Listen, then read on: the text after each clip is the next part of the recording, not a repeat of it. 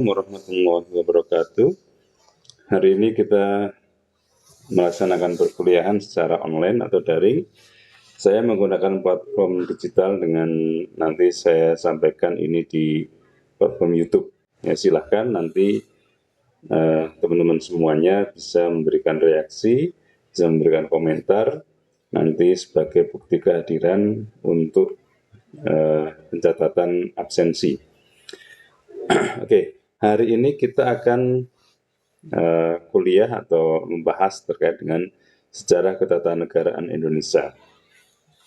Dalam ketatanegaraan Indonesia ini kita melihat bahwa ada beberapa periode dalam sejarah ketatanegaraan Indonesia.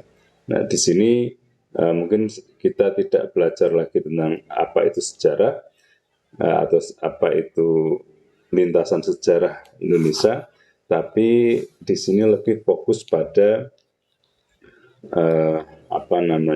karena kita mata kuliah hukum tata negara, jadi kita hanya berfokus pada seperti apa sih lintasan sejarah dalam tata negara Indonesia, khususnya dalam bidang konstitusi, nanti keterkaitannya dengan masalah ekonomi dan bisnis. Baik, sebelum kita mulai, kita awali dulu dengan membaca basmalah. Bismillahirrahmanirrahim untuk membuka perkuliahan pada hari ini. Semoga diberikan kelancaran. Oke. Terima kasih. Langsung saja saya ke pembahasan terkait dengan apa sih arti penting kemerdekaan. Ya, jadi di sini saya akan menyampaikan secara ringkas saja. Nanti silahkan kalau ada hal-hal yang masih bingung atau perlu ditanyakan, nanti kita diskusi di kolom komentar. Baik. Kemerdekaan ini memiliki arti yang cukup penting bagi sebuah bangsa atau negara karena sebagai landasan hukum atau konstitusi sebuah negara ini harus dinyatakan merdeka atau diakui kemerdekaannya. Ya, kebetulan Indonesia ini satu-satunya negara yang kemerdekaannya itu memang diambil, ya, memang diperjuangkan. Berbeda dengan negara-negara lainnya, itu mereka diberikan kemerdekaan. Ya, Indonesia ini memiliki sejarah yang unik bahwa Indonesia punya sejarah yang tidak dimiliki oleh bangsa lain, yaitu merebut kemerdekaan dari tangan penjajah.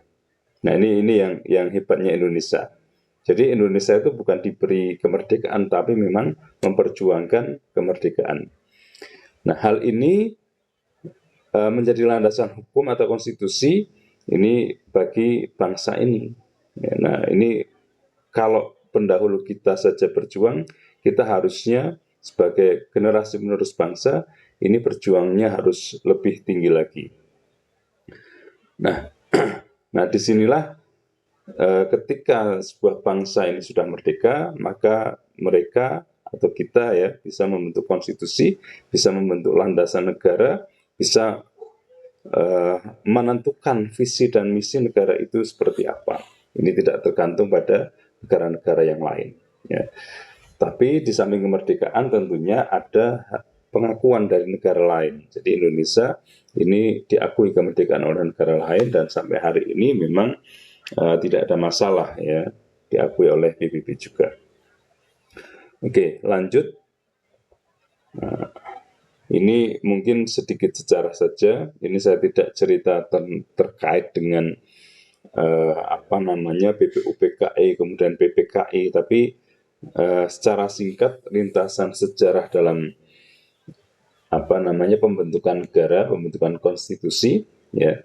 Ini ada sidang BPUPKI, ya, kemudian ada sidang 1 dan sidang 2, rapat 1 dan 2, dan kemudian dilanjutkan setelah kemerdekaan itu oleh PPKI. Ya, beda, nanti bisa kalian pelajari sendiri. Ya, jadi Konstitusi Indonesia atau Undang-Undang Dasar 1945 dirumuskan melalui proses yang cukup panjang, ya, proses yang panjang ini oleh BPUPKI. Ya, kemudian setelah proklamasi kemerdekaan itu kemudian dilanjutkan oleh PPKI atau disahkan oleh PPKI. Nah, satu poin yang menurut saya penting yang perlu diketahui oleh teman-teman di Fakultas Syariah adalah proses perubahan sila ke-1 ya, atau sila pertama yang dulu menyatakan bahwa menjalankan syariat Islam ya, tapi di Piagam Jakarta itu ya, di Piagam Jakarta itu ada menjalankan syariat Islam ya, tapi kemudian disepakati bahwa demi menjaga persatuan dan kesatuan bangsa Indonesia, maka perumusan itu kemudian diganti sebagaimana yang kita pahami hari ini, bahwa sila pertama ini menjadi ketuhanan yang Maha Esa. Nah, ini bukti atau bahwa bangsa Indonesia ini sudah cukup dewasa menurut saya ya, karena ini membuktikan bahwa terkait dengan penerimaan ya berbagai macam suku, bangsa dan agama ini sudah terjadi di negara kita Indonesia, bahkan sebelum negara ini terbentuk ya. Artinya ketika negara ini sedang berjuang untuk membentuk konstitusi, penerimaan terhadap perbedaan suku, perbedaan bangsa, perbedaan agama ini sudah tertanam di hati atau di pikiran para pendahulu bangsa kita.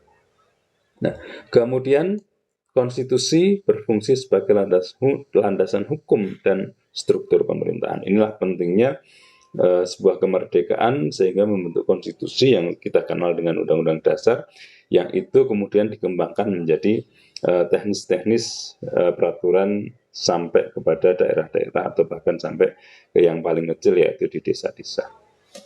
Nah, ini penting ya.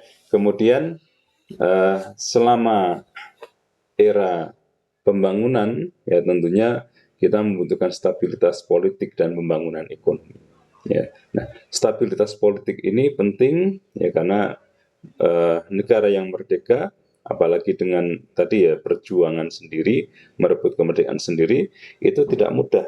Ya, setelah lepas dari Belanda, kemudian berpindah ke Jepang, kemudian akan diambil alih lagi oleh sekutu. Tapi karena kegigihan para pahlawan kita, sehingga alhamdulillah ya, meskipun diguncang berbagai badai peristiwa di awal-awal kemerdekaan kita, itu kita bisa melaluinya ya, meskipun ya membutuhkan stabilitas politik dan pembangunan ekonomi. Nah, di sini pentingnya stabilitas politik ya, sehingga yang bisa kita saksikan sejarah di tahun 65 ini cukup mengguncang bangsa kita, tapi alhamdulillah bisa terlewati dengan baik ya. Nah, karena stabilitas politik dan keamanan ya, ini tak bisa dipisahkan dari pembangunan sebuah negara ya, termasuk pembangunan ekonomi ya. Karena ekonomi yang stabil tentunya akan membawa dampak dampak sosial yang cukup stabil ya. Jadi tidak ada gejolak, tidak ada perlawanan mungkin ya. Artinya orang-orang atau masyarakat, rakyat pada waktu itu mulai tertata ekonominya, sehingga gejolaknya ya tidak begitu banyak. Mereka fokus untuk pembangunan bangsa. Pembangunan yang berhasil meningkatkan legitimasi dan kepercayaan masyarakat terhadap pemerintah. Nah, kalau pemerintahnya berhasil ya, atau ekonominya mapan, ini tentunya masyarakat juga senang. Ya, masyarakat tentunya tidak banyak protes gitu ya. Ya protes oke lah, tapi tentunya untuk perbaikan.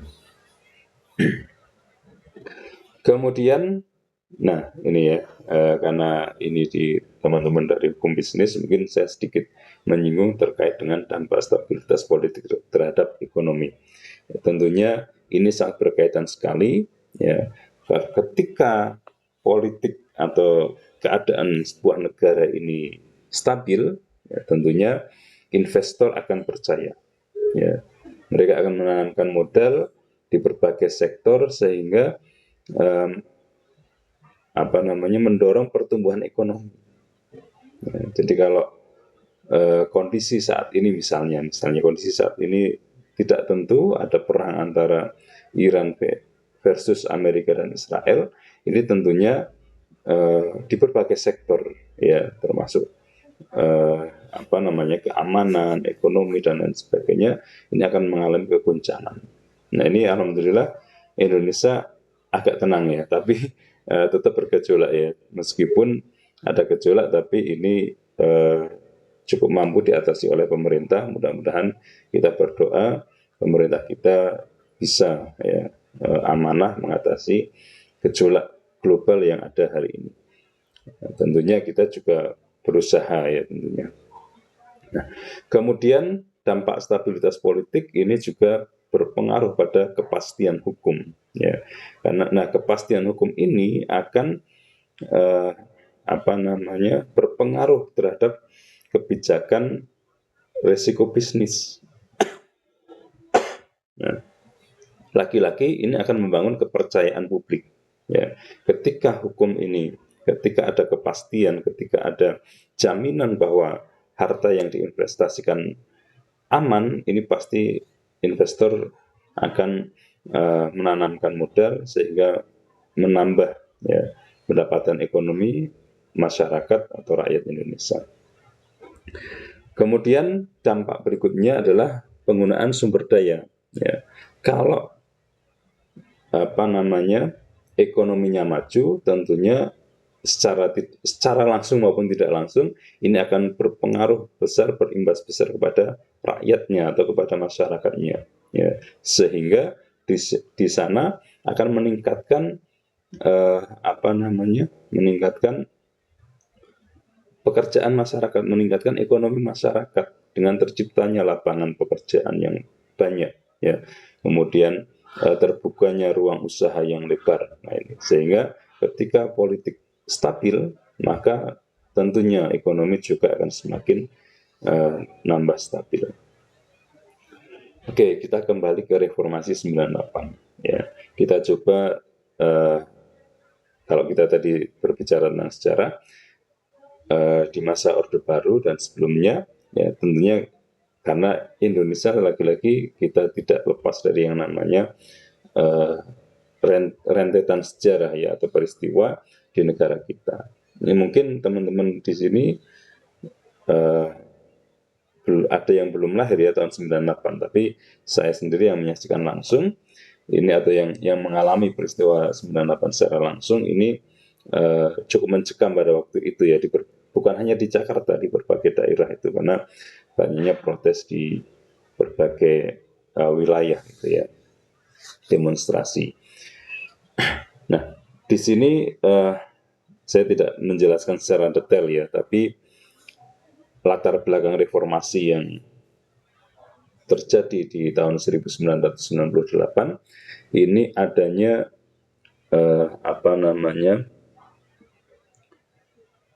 krisis ya, khususnya krisis bukan hanya krisis ekonomi, tapi multidimensi ya, krisis multidimensi seperti ekonomi, politik, hukum dan sosial. Ini seperti gunung api yang siap meletus gitu ya. Nah itu mungkin sudah lama ya, tapi puncaknya itu pada 98 ini, tepatnya bulan Mei gitu ya. Nah itu karena krisis moneter, terpuruk ekonominya. Dulu rupiah mencapai $1 itu mencapai 17.000 ya, bersama dengan sekarang. Tapi dulu 17.000 itu kursnya cukup tinggi pada waktu itu ya. Mungkin kalau sekarang bisa sampai 30.000 atau mungkin 50.000 kalau di ini kan sekarang, atau bahkan mungkin sampai 100.000. Karena dulu 17.000 itu ya cukup banyak ya, cukup tinggi. Nah, di sini kemudian ada tuntutan dari mahasiswa dan masyarakat, karena ini memang dimotori oleh mahasiswa. Ini ada amandemen terhadap Undang-Undang Dasar ya, karena memang kalau dilihat itu Undang-Undang Dasar ada beberapa yang sudah tidak relevan ya, dan ya memang butuh amandemen ya, karena yang namanya Undang-Undang Dasar kan bukan kitab suci yang tidak mungkin salah karena itu buatan manusia. Ya, bisa saja pada waktu dibuat tahun 45 itu sudah sangat relevan ya, tapi karena perkembangan zaman ya tentunya ini butuh pembaruan ya, maka amandemen dibutuhkan itu sampai 4 kali itu ya. Kemudian tuntutannya adalah pemberantasan korupsi. Sampai hari ini belum berhasil ya. Dulu menggulingkan Soeharto atau Presiden Soeharto dan keluarganya mungkin karena banyak korupsi ya, tapi ternyata ya muncul Soeharto baru ya, muncul koruptor baru yang mungkin ya bisa lebih kejam daripada Soeharto gitu ya. Soeharto mungkin korupsi, oke kita akui, tapi setelah Soeharto ternyata banyak yang lebih kejam daripada Soeharto gitu ya. Kemudian ada penghapusan dui fungsi ABRI ya, dulu mungkin kalian bisa lihat nanti apa itu dui fungsi ABRI. Kemudian penegakan supremasi hukum. Nah ini ya penting karena dulu hukum ini ya kayak seolah-olah dipegang oleh satu kekuasaan saja ya. Tapi kalau sekarang ini ada pemisahan ya, sehingga hukum di Indonesia ini tidak mudah untuk diintervensi oleh kekuatan atau uh, apa namanya kekuasaan yang lain. Ya meskipun sekarang masih ada intervensi itu, tapi ya cukup terbatas lah, bisa bisa di apa namanya bisa dilihat ya, bisa dikalkulasikan seperti itu. Dan otonomi daerah. Oke, kita akan berbicara kepada dampak reformasi ini ya. Nah ini penting ya.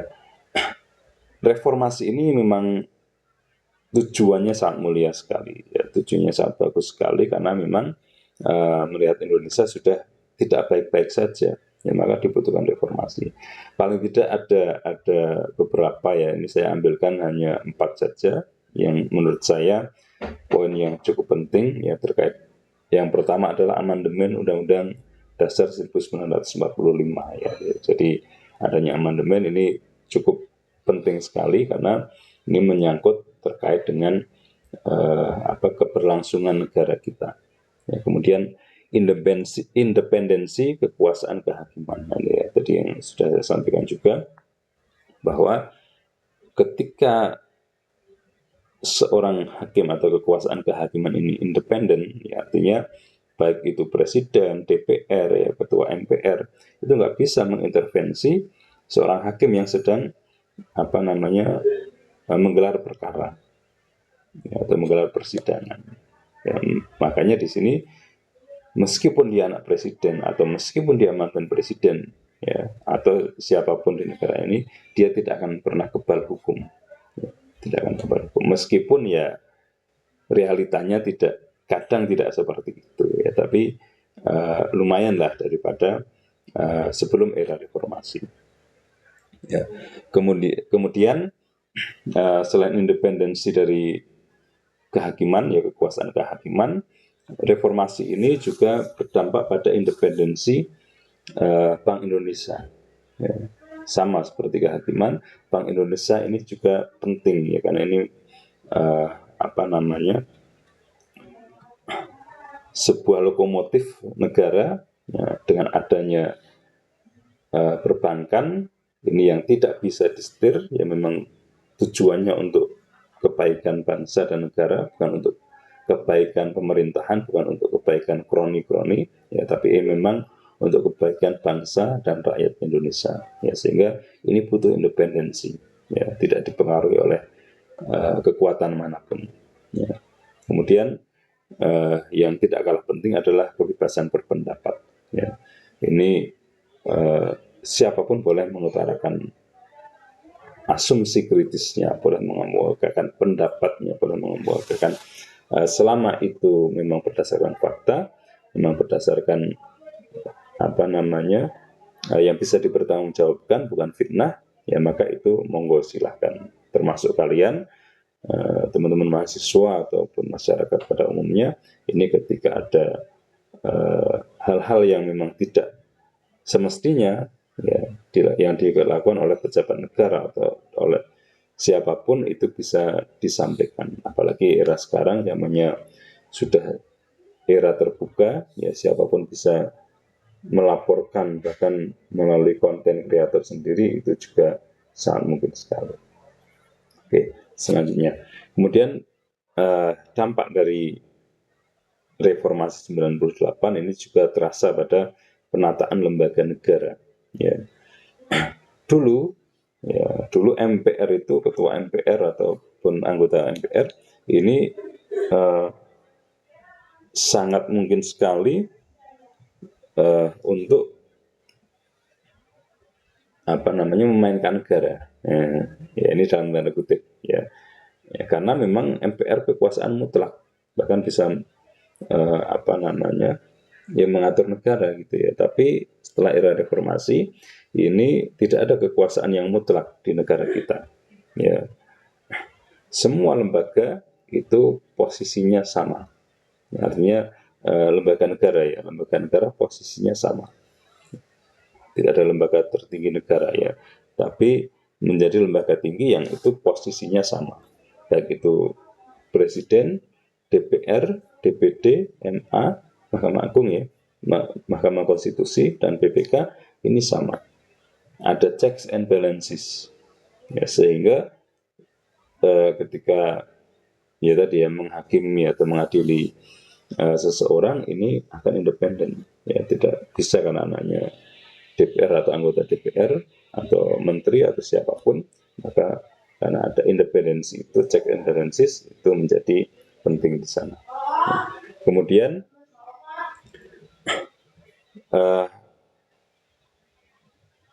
buah dari reformasi ini juga lahirnya lembaga-lembaga baru seperti Mahkamah Konstitusi yang menguji materi atau yang terkait konstitusi Indonesia, terkait aturan legislasi di Indonesia. Ini ketika ada yang kurang sesuai, ada yang tidak sesuai, maka kita boleh mengajukan ya pasal ini di undang-undang ini sekian ya tidak sesuai. Ya harusnya demikian. Nah itu bisa kita di Mahkamah Konstitusi. Kemudian ada lembaga DPD. Ya, kemudian ada DPD itu Dewan Perwakilan Daerah. Ya, agak mirip dengan DPR, tapi kalau DPD ini dia membawa aspirasi daerah. Sementara kemudian ada juga KY, ya, Komisi Yudisial. Nah, ini yang mengawasi perilaku hakim. Nah, hakim ini penting ya, karena perlu diawasi, penting untuk diawasi karena ya kita melihat ada beberapa oknum hakim yang memang akal, ya, artinya mau disuap dan lain sebagainya.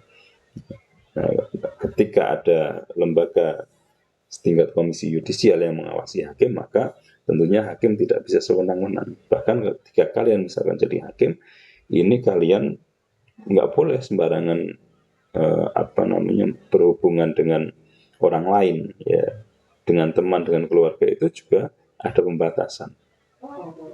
Sehingga ketika menjadi hakim kalian siap-siap HP-nya itu diawasi gitu ya.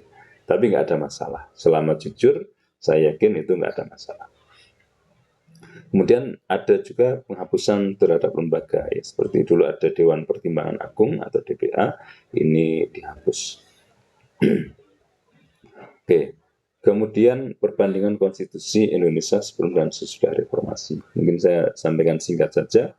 Ini poin-poin penting terkait ini nanti mungkin bisa dibaca secara utuh ya.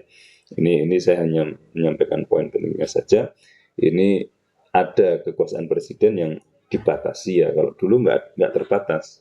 Sebelum reformasi itu presiden berkali-kali dipilih dalam pemilu itu boleh. Ya, mau 3 kali, 4 kali, 5 kali periode itu boleh. Sehingga dulu kekuasaan Soeharto ya, Bapak Soeharto ini 32 tahun. Ya, tapi setelah era reformasi ini tidak boleh, dibatasi hanya 2 kali periode. Ya, sehingga ketika Pak SBY Susilo Bambang Yudhoyono itu ya hanya 2 periode. Pak Jokowi itu juga 2 periode. Pak Prabowo ini juga pasti nanti akan dibatasi menjadi 2 periode. Ya, nah, tapi ini kan belum 1 periode belum selesai. Tapi itu ya pentingnya di situ karena kalau saya pernah lebih sepakatnya 1 periode gitu ya. Jadi kelihatan kalau 2 periode terlalu lama menurut saya. Itu sudah banyak konflik of interest. Ya, menurut saya ya, ini kalian boleh setuju boleh tidak. Tapi menurut saya eh, presiden itu atau jabatan presiden itu menurut saya idealnya itu 1 periode, akan tetapi mungkin lebih panjang kan, misalkan 7 tahun misalnya ya, ini 7 atau 8 tahun ya, ini tentunya nanti berbagai pertimbangan. Nah ini ya menurut saya seperti itu. Kalau 2 periode menurut saya tidak efektif menurut saya ya, kalian boleh setuju boleh tidak, monggo. Nah ini ada beberapa, nanti silahkan kalian bisa membaca ini. Kemudian kebijakan negara dalam ekonomi dan bisnis yang bisa kita rasakan hari ini, ya tentunya di era reformasi ini,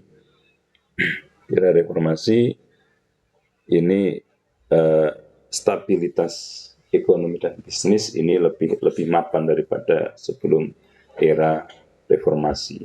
Ya, jadi ketika ada gejolak di dunia, ada krisis secara global, ini Indonesia baik-baik saja setelah era reformasi.